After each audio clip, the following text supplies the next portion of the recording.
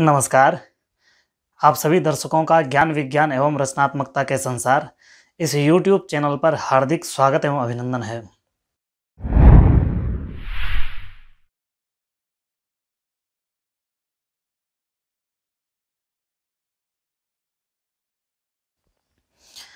व्याकरण की कक्षा गतिमान है और इस व्याकरण की कक्षा में पूर्व कक्षा तक हमने अच संधि प्रकरण का अध्ययन किया था, जिसमें सर्वप्रथम यण संधि के अंतर्गत एक उदाहरण सुधी धन उपास्य, इस उदाहरण पे अच संधि प्रकरण के अंतर्गत आने वाले प्राथमिक 3 सूत्रों के व्याख्यान पूर्वक उदाहरण पर लगाया था। तो यहाँ तक की प्रक्रिया में सुधी धन उपास्य इस उदाहरण में तीनों इको यणचि तस्मिन् निति निर्दिष्टे पूर्वस्य और स्थानांतरतमः की सहायता से सुधी के धकारोत्तरवर्ती ईकार को यण रूप य आदेश हो गया है। तो स्थिति बन गई है सुधय उपास्य। पूर्व कक्षा तक यहाँ तक का अध्यापन अत्यंत सरलता से स्पष्टता से किया जा चुका है। अब यहाँ से आगे की प्रक्रिया इस कक्षा के माध्यम से बताई जा रही है। तो चलिए प्रारंभ करते हैं।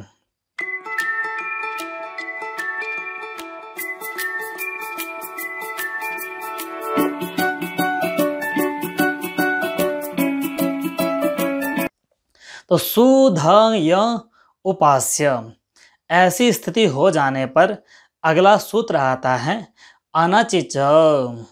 2 पदों का यह सूत्र है। अनचि यह सप्तमी विभक्ति है और नय समास है। च यह अव्यय पद है। अचो रहाभ्याम द्वे, इस सूत्र से अचः और द्वे की अनुवृत्ति आ रही है और यरोनुनासिके नुनासिको वा से यरह की अनुवृत्ति आ रही है। तो अनुवृत्त पदों की सहायता से ग्रंथकार सूत्र का अर्थ लिखते हैं कि अचः परस्य यरो द्वे वा स्तः न तो अचि। अचः परस्य, अच के पर में अर्थात अच के बाद में यरो, यर को द्वे वा स्तः, द्वित्व वा विकल्प से स्तः होता है। अच के बाद यर को विकल्प से द्वित्व होता है। न तो अचि, अच के रहने पर नहीं होता, यह शब्दार्थ है। इसका भावार्थ क्या है, स्पष्टार्थ क्या है, तो एक एक शब्द पर ध्यान देते हैं कि अचः, अचः परस्य, अच के बाद, अच किसे कहते हैं अब तक आप समझ चुके हैं। अच एक प्रत्याहार है। इस प्रत्याहार के अंतर्गत सभी स्वर वर्ण आते हैं। तो अ ई उ रील री ए ओ ऐ औ, इनमें से किसी भी वर्ण के बाद यदि यर प्रत्याहार आ जाए, यर प्रत्याहार में ह वर्ण को छोड़ करके शेष सभी व्यंजन आते हैं।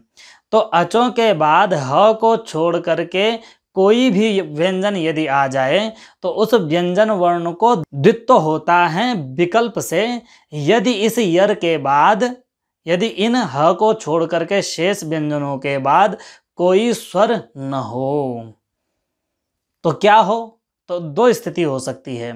स्थिति यह हो सकती है कि पहले अच हो, उसके बाद यर हो और उसके बाद अच न हो, ये कहा है। तो हो सकता है हल हो या फिर कोई न हो, क्योंकि यदि हल होगा तब भी अनचि, अच पर में नहीं है, यही अर्थ होगा। और यदि कुछ नहीं है तब भी वहां अच नहीं है, यही अर्थ होगा। तो साधारण अर्थ हुआ कि यर को द्वित्व करना है, यहाँ कार्य करना है यर को द्वित्व, अर्थात ह को छोड़ करके शेष व्यंजनों को विकल्प से द्वित्व करना है। कब करना है, यदि इस यर से पूर्व में कोई स्वर वर्ण हो और इसके यर के बाद में कोई स्वर वर्ण न हो, या तो हल वर्ण हो या कुछ न हो, ऐसी स्थिति हो तो ह को छोड़ करके शेष व्यंजनों को द्वित्व होता है विकल्प से। अब द्वित्व किसे कहते हैं यह जानना है। द्वित्व का मतलब है 2 हो जाना, द्वयोः भावः द्वित्वम, दो की जो भावना होती है उसी का नाम द्वित्व है, यानी एक ही दो बन जाएगा। वा विकल्प, विकल्प किसे कहते हैं? विकल्प कहते हैं एक बार होगा और एक बार नहीं होगा, अर्थात वक्ता की इच्छा है कि वह यर को द्वित्व करें या न करें। यदि करता है तो भी स्वीकार्य है, तो भी शुद्ध रूप है, यदि नहीं करता है तो भी शुद्ध रूप है। तो आइए इस सूत्र ने जो अर्थ बताया है उसको प्रकृत उदाहरण पर घटाते हैं। प्रकृत उदाहरण है हमारे पास सुधय उपास्य। तो पहले जब भी आप शास्त्र ज्ञान करते हैं तो सबसे पहले उदाहरण पर दृष्टिपात कीजिए कि हम जो कार्य करने जा रहे हैं उस कार्य के लिए उपयोगी तत्व कहाँ है। तो हमें यहाँ इस सूत्र में क्या करना है? द्वित्व करना है। किसे करना है? यर को करना है। यर का अर्थ क्या है? ह को छोड़ करके शेष व्यंजन। तो सबसे पहले पहचानिए यहाँ कि ह को छोड़ करके शेष व्यंजन इस उदाहरण में कौन कौन से हैं। तो सुध या उपास्य में यर वर्ण है स, स यर है। ध यह भी यर है। यह भी यर है। प यह भी यर है। स यह भी यर है। और ये भी यर है। यानी इस उदाहरण में जितने भी व्यंजन हैं वे सारे के सारे यर हैं। तो पहला हमने चुना कि यर को द्वित्व करना था, तो यर को पहचाना। यर कौन कौन से हैं? तो यर मिले हमें 5, स ध प स य। अब इनमें से ऐसा यर कौन सा है जिसके पहले स्वर हो? तो जो स है उससे पूर्व में कोई स्वर नहीं है, तो इसका मतलब स को रहने दीजिए। जो ध है उसके पूर्व में स्वर है। स का जो उ है वह स्वर है, उसके तुरंत बाद ध है। तो ऐसा पहला यर मिला हमें ध जिसके पूर्व में अच है। उसके बाद जो प है वह भी यर है, उसके पूर्व में कोई अच है, तो हाँ उसके पूर्व में उ नाम का अच बैठा हुआ है। और स, यह स भी ऐसा यर है जिसके पूर्व में पा का आ बैठा हुआ है। तो 3 यर मिले हमें जिसके पूर्व में अच है।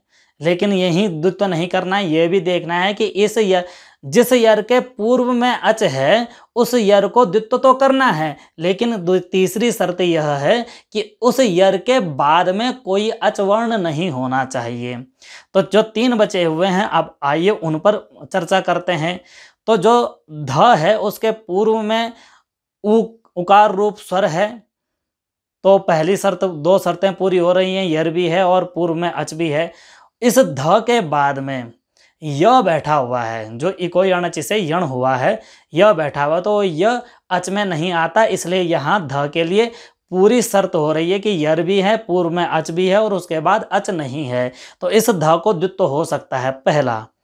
दूसरा हमने प पर विचार किया, तो प पे पूर्व में अच है ऊ का, लेकिन उसके बाद में आ बैठा हुआ है, अनच नहीं है। अच पर में नहीं है ऐसा नहीं है, अपितु अच पर में है। इसलिए प रूप यर को जिसके पूर्व में अच था इसको द्वित्व नहीं हो सकता, तो इसको भी स की तरह हटा दीजिए।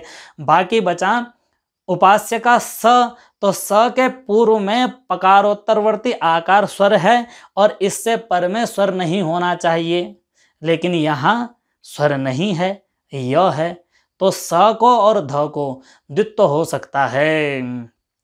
तो स और ध ऐसे यर मिल गए जिनके पूर्व में अच है लेकिन बाद में अच नहीं है, तो ऐसे यर को विकल्प से द्वित्व करना है। तो जिस पक्ष में द्वित्व हो जाएगा उस पक्ष में 2 कर दीजिए, यानी सु ध ध य ऐसा कर दीजिए, उ पा स य ऐसा कर दीजिए। तो अनचिचा से जिस पक्ष में द्वित्व हो गया उस पक्ष में हमारे सम्मुख सु ध ध य उ पा स य ऐसा शब्द स्वरूप बन गया है।